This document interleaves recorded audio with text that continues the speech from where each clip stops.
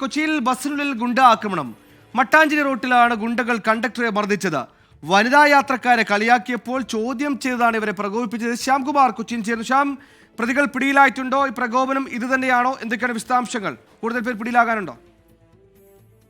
സുഹേലെ 3 പേരാണ് ഈ കേസിൽ ഇനിയും പിടിയിലാകാനുള്ളത്. ഇതിൽ 16 ക്രിമിനൽ കേസുകളിൽ പ്രതിയായ അരുൾ എന്നയാളെയാണ് പോലീസ് പ്രധാനമായും അന്വേഷിച്ചുകൊണ്ടിരിക്കുന്നത്. ഇയാൾ ചേരാനല്ലൂർ കേസിൽ സ്റ്റേഷനിലെ സ്ഥിരം ഒരു ക്രിമിനലാണ്.